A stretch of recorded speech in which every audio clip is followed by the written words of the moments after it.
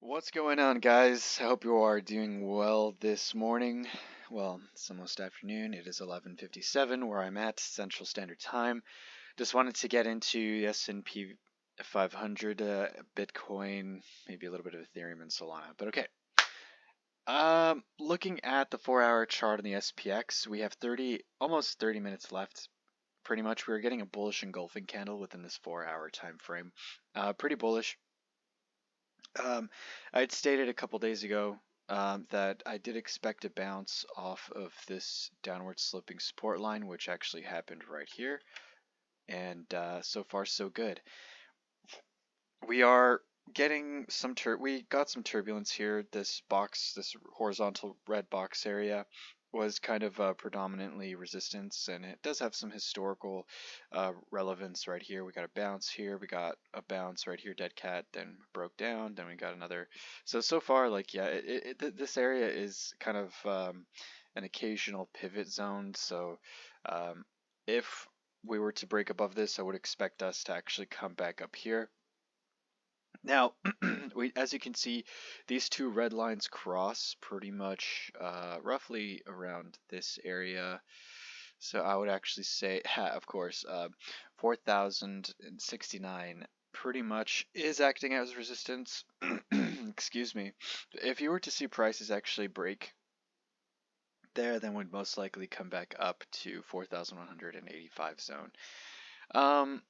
Now, I don't think it's going to be immediate. I could be completely wrong, of course. This descending broadening wedge pattern is a bullish pattern. And there has been validations.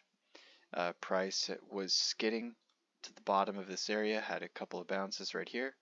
Skidding to the bottom of this area, having a couple bounces right here. So support is staunchly, holding. I would definitely not contest that at all. We do have opportunities here to get some sideways price action and to break above, because if we immediately break above through here, then that's an onus for the bulls to hold this as support, which is this yellow line. I'm going to turn it yellow. This area, because we had lost this trend, it did concern me. But given that if this is a local bottom, we did create a higher low from here back in December here, this local low. So just the fact that we created a higher low, that gives us an opportunity to actually break back above this particular area. Overall, you can't be mad at what we're seeing today. On a 4-hour. Obviously, we do have 29 minutes left roughly to complete this candle, but it does look bullish engulfing. So price broke outside of the Bollinger Bands. That's usually a hint that we're gonna whip back up into the Bollinger Bands, and we not only whip back up, but we're also breaking above the 9 and the 21 exponential moving average, which is these two lines right here. All right, so if you look at the momentum waves as well, we did get a buy signal a couple of days ago. Yeah, pretty much on the 14th, and since then it's been, a little choppy, but mostly we're heading to the upside, so that's nice to see. Money flow is actually starting to curl up a little bit, ever so slightly, so that's a nice sign of exhaustion from the bears. Also, if you look at these dotted lines right here, it looks like we are getting the first blue dot. So that is a sign of further continuation. It's a good sign for me. All right. Because if the S&P 500 holds, then tech stocks and crypto will definitely hold up and actually perform pretty well. All right, so I'm going to move on, and I'm just going to go straight to the Bitcoin chart. I'm not going to do dominance. I'm not going to do anything like that. This one is a little interesting to me.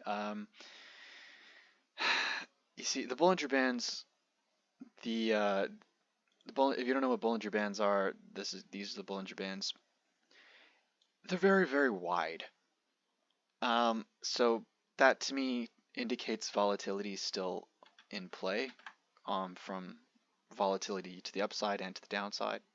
So that's why I'd heed caution for adding any significant dollar cost averaging at this time. This is more so ride the wave. Um, yeah, I dollar cost averaged into this area and to this area, and I'm still riding the wave, you know.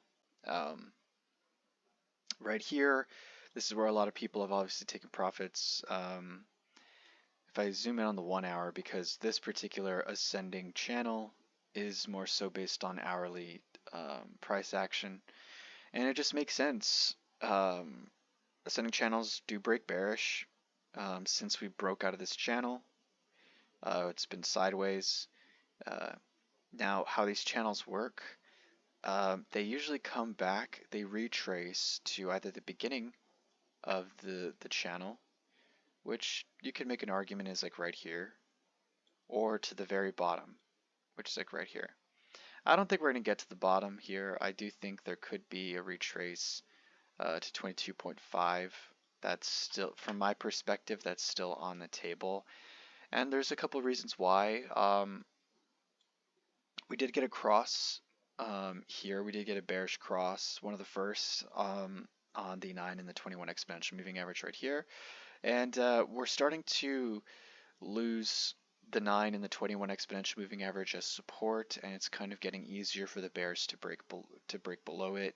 And it looks like now we're kind of in the trading range here. So I'm looking at the Bollinger Bands right here. That's resistance, that's support. So it's very tight.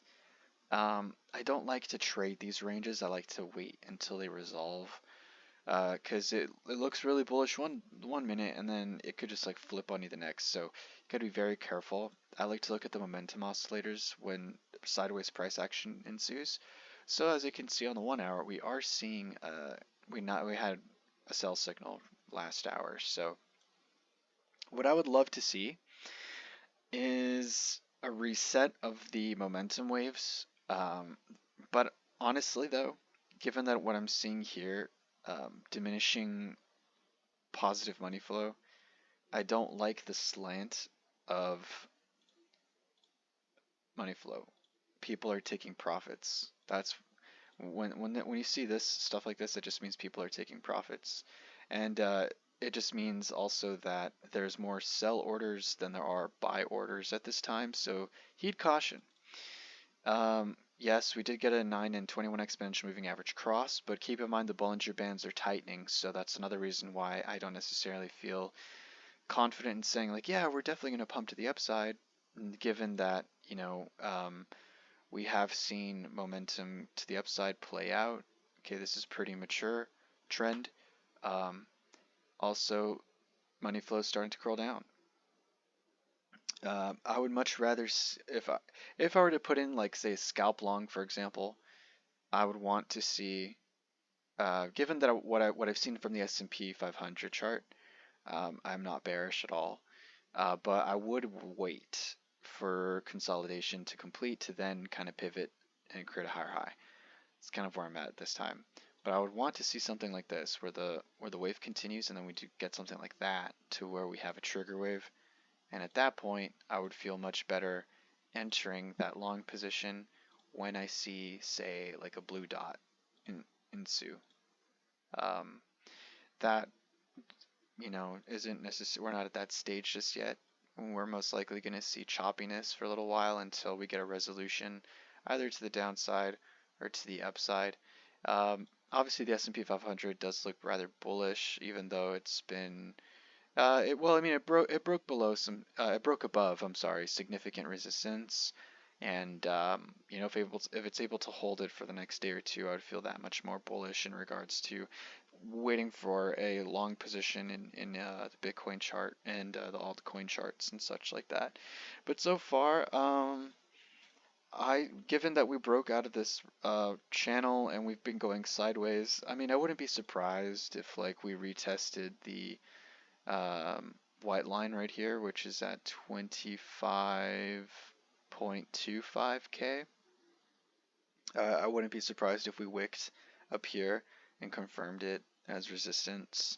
But conversely, if I were to see somewhat of a pivot wave and it breaks above it, then I would consider this kind of support. But that I'm kind of talking ahead of myself at this point because realistically, true resistance is this line right here. Now, if I were to zoom out here, you would kind of see why this particular line has been upward sloping resistance for some time, and so far, oh, this is for sure support now. So I wouldn't be surprised eventually if price ends up here and gets rejected off of it for us to then reset. We're kind of in the middle of it. We're literally in the middle of this particular larger ascending channel pattern, so it's hard for me to even gauge what's the ultimate decision here. Because from the 4-hour perspective, it looks like we're maintaining above the 90 exponential moving average, and we got somewhat of a bounce off the 21 on the 4-hour. So we're kind of getting some indecision in the higher term time frames. Now, money flow here is lower at this time, so if I were to see money flow actually create a higher high, I would feel much better in continuation to the upside, but we just haven't gotten that yet. We're probably going to get that in maybe in the next 4 to 12 hours. But yeah, going back to the 1-hour, it's a little bit more clear. Money flow pointing to the downside, creating lower lows from the previous highs. So to me, that implies that we're most likely going to probably tap eventually the 22.5 range. That's where my mindset still is.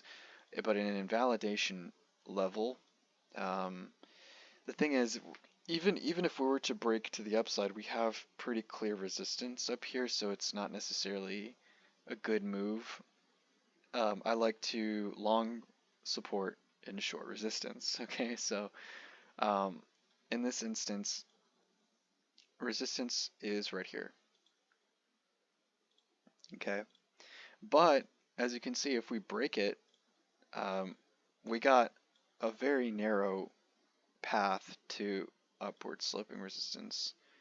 I mean, 6% still usable. I mean, that's still pretty decent. So yeah, essentially, yeah, if you were to see an hourly candle close above 25.923 and a back test of 25.923 as support, then we're most likely going to rip to this area at 27.5 roughly.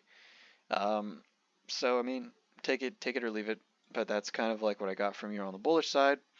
But yeah, my mindset is still we're gonna grind sideways ever so slowly till the weekend, and then we're gonna dump to retest this area. That's kind of where I'm leaning in terms of Bitcoin at this time, given what I'm seeing with the momentum oscillators.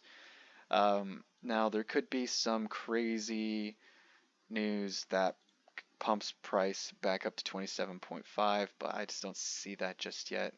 We'll probably get that a little bit later, but frankly, I would much rather see price create a higher low than the previous low, which is right here, to then structurally move price upward. It's just healthier when that happens, because if you just get like an up only moment, it usually comes down really fast. So one of my favorite lines that my mentor told me back in the day was like, a fence built fast falls fast. So essentially, if you see something like this where it's just like green candles only for like weeks or whatever, it's most likely going to retrace like 88% to maybe even 100%. So you got to be very, very careful in those moments.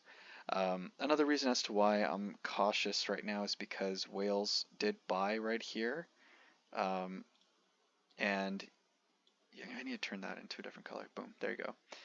I'm getting my whale indicators right there, so that heeds caution. So at these levels, I'm very cautious because they could pull the rug out from under us at any moment, and that would definitely push price significantly lower.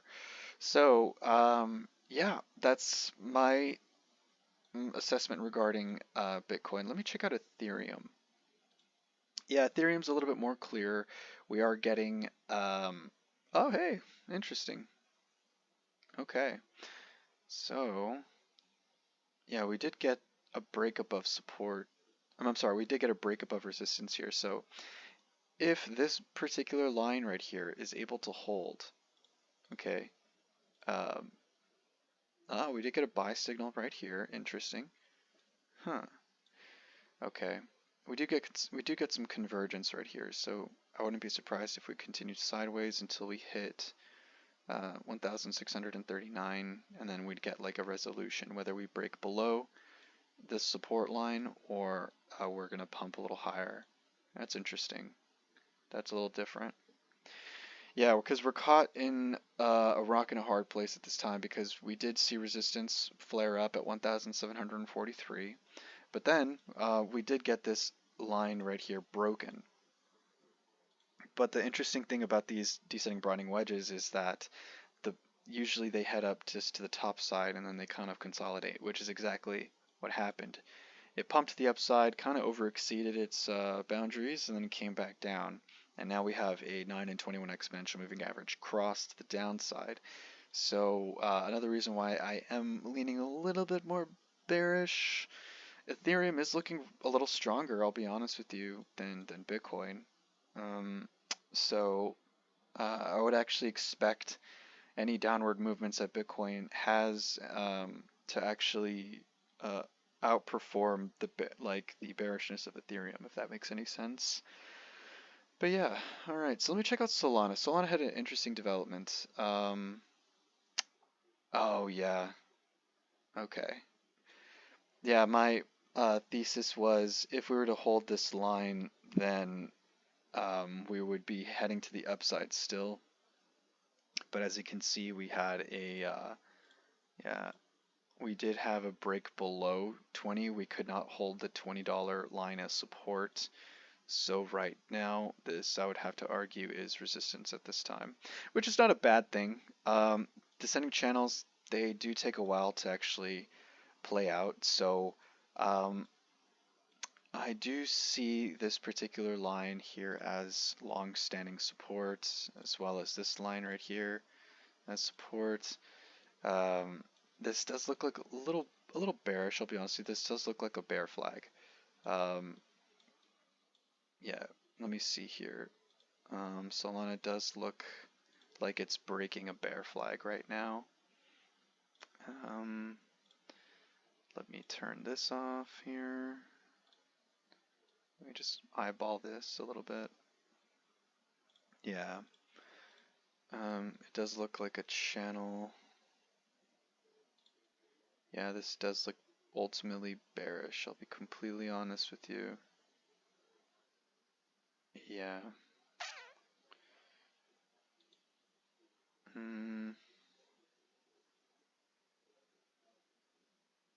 There. That took a while, sorry. Yeah.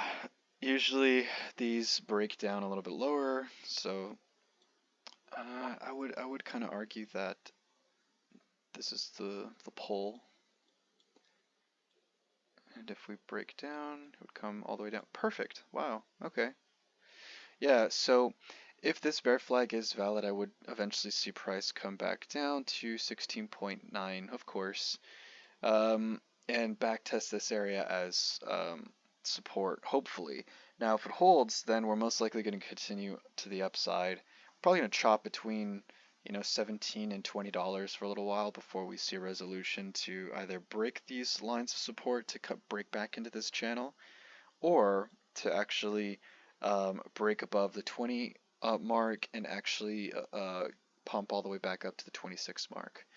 That is to be determined. But ultimately, not gonna lie, Solana does look pretty bearish. I will be completely honest with you.